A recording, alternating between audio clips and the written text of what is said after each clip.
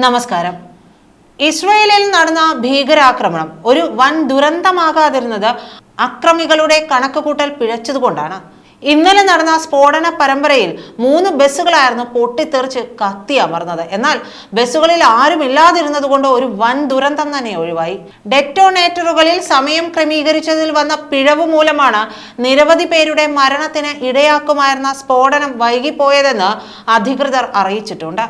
വാഹനങ്ങളിൽ നിന്നും അഗ്നിനാളങ്ങളും പുകയും ഉയർന്നു പൊങ്ങുന്നതിന്റെ ദൃശ്യങ്ങൾ പുറത്തുവരികയും ചെയ്തിട്ടുണ്ട്. തീവ്രവാദ ആക്രമണമാണെന്ന് സംശയിക്കുന്നുവെന്നാണ് ഇസ്രായേൽ പ്രതികരിച്ചത്.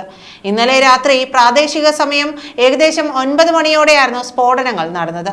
മറ്റു ചില ബസ്സുകളിൽ നിന്ന് ബോംബുകൾ കണ്ടെടുത്തതായിട്ടുള്ള റിപ്പോർട്ടുകളുമൊക്കെ ഉണ്ട്. വൻ പോലീസ് സന്നാഹം തന്നെ സംഭവ സ്ഥലത്ത് എത്തിയിട്ടുണ്ട്. പ്രതികൾക്കായുള്ള തിരച്ചിൽ തുടരുകയാണ്. രാവിലെ 9 മണിക്ക് സ്ഫോടനം നടത്താനായിരുന്നു തീവ്രവാദികൾ ഉദ്ദേശിച്ചത് എന്ന് അധികൃതർ വിലയിരുത്തുന്നുണ്ട്. തിരക്കേറിയ ആ സമയത്ത് സ്ഫോടനം നടന്നിരുന്നുവെങ്കിൽ അത് നിരവധി പേരുടെ ജീവനെടുക്കുമായിരുന്നു. എന്നാൽ അക്രമികൾ സ്ഫോടനത്തിന്റെ സമയം ക്രമീകരിച്ചപ്പോൾ തെറ്റായി രാത്രി 9 മണിക്കെന്നാണ് ക്രമീകരിച്ചത്.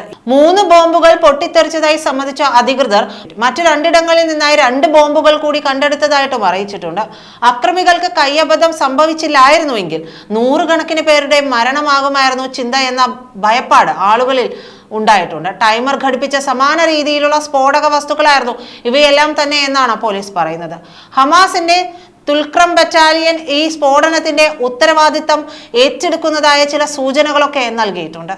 അധിനിവേശക്കാർ തങ്ങളുടെ മണ്ണിൽ തുടരുന്നിടത്തോളം കാലം രക്തസാക്ഷികൾക്കായി പ്രതികാരം ചെയ്യുമെന്നാണ് ബറ്റാലിയൻ വക്താവ് പറഞ്ഞിട്ടുള്ളത്. ഇത് ജിഹാദിന്റെ ഭാഗമാണെന്ന് കൂടി വക്താവ് കൂട്ടിച്ചേർത്തിട്ടുണ്ട്. സുരക്ഷാ ക്രമീകരണങ്ങൾ വിലയിരുത്തുന്നതിനും സുരക്ഷ വർദ്ധിപ്പിക്കുന്നതിനുമുള്ള കൂടുതൽ നടപടികൾക്കുമായി ഇസ്രായേൽ പ്രധാനമന്ത്രി ബെഞ്ചമിൻ നെതന്യാഹു സുരക്ഷാ ഉദ്യോഗസ്ഥരുടെ യോഗം വിളിച്ചു ചേർത്തിട്ടുണ്ട്. സംഭവം നടന്നയുടൻ തന്നെ തീവ്ര വലതുപക്ഷ നേതാവായ Itamar Ben Gvir American president Donald ട്രംപിനെയും ഇസ്രായേലി സർക്കാരിനെയും വിമർശിച്ച് രംഗത്തെത്തുകയും ചെയ്തു. ഹമാസുമായിട്ടുള്ള വെടിനിർത്തലിൽ പ്രതിഷേധിച്ച് മന്ത്രിസ്ഥാനം രാജിവെച്ച മുൻ ദേശീയ സുരക്ഷാ മന്ത്രി പറഞ്ഞത് ദുർബലമായ മാറ്റങ്ങൾ തീവ്രവാദത്തിന് കരുത്തേകുമെന്നായിരുന്നു. ഗാസയിൽ കടുത്ത ആക്രമണങ്ങൾ തുടരുമെന്നും അദ്ദേഹം ആവശ്യപ്പെട്ടു. ഗാസ, ജുഡേയ, സമരിയ എന്നിവിടങ്ങളിൽ ആക്രമണം ആരംഭിക്കണമെന്നാവശ്യപ്പെട്ട ബെൻ ഗവീർ മനുഷ്യത്വത്തിന്റെ പേരിൽ നൽകുന്ന എല്ലാ സഹായങ്ങളും നിർത്തിവെക്കണമെന്നും പലസ്തീൻ അതോറിറ്റിയോട് പൊറുക്കുന്ന സമീപനം നിർത്തണമെന്നും കൂടി ആവശ്യപ്പെട്ടു. സ്ഫോടനം നടന്നയുടൻ തന്നെ ഇസ്രായേലിലെ എല്ലാ ബസ്സുകളിലും ട്രെയിനുകളിലും പരിശോധന ശക്തമാക്കിയതായിട്ട് ഗതാഗത വകുപ്പ് മന്ത്രിയും അറിയിച്ചിട്ടുണ്ട്. മൊറോക്കോയിൽ ഹ്രസ്വ സന്ദർശനത്തിനെത്തിയ ഗതാഗത വകുപ്പ് മന്ത്രി ഉടൻ തന്നെ ഇസ്രായേലിലേക്ക് മടങ്ങുമെന്നും അറിയിച്ചിട്ടുണ്ട്. ഇസ്രായേലുമായിട്ടുള്ള വെടിനിർത്തൽ കരാറിന്റെ ഭാഗമായി ഹമാസ് ഇന്നലെ കൈമാറിയ മൃതദേഹങ്ങളിൽ ഒരെണ്ണം ബന്ദികളുടേതല്ലെന്ന് ഇസ്രായേൽ സൈന്യം ഇതിനിടെ വെളിപ്പെടുത്തി.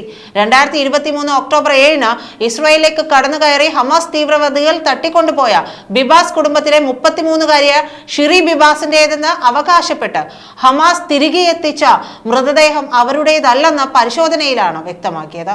മറ്റു ബന്ദികളുടെ സാമ്പിളുകളുമായും ഈ മൃതദേഹം യോജിക്കുന്നില്ല.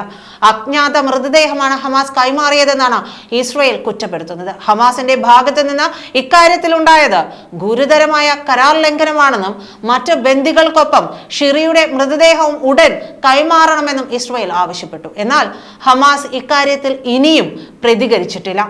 ഇന്നലെ കൈമാറിയ 4 മൃതദേഹങ്ങളിൽ 2 എണ്ണം ഏരിയലിന്റെ മക്കളായ കെഫിറിന്റെയും ഏരിയലിന്റേതുമായിരുന്നു. 2023 തട്ടിക്കൊണ്ടുപോകുമ്പോൾ കെഫിറിന് പ്രായം 9 മാസവും ഏരിയലിന് 4 വയസ്സുമായിരുന്നു.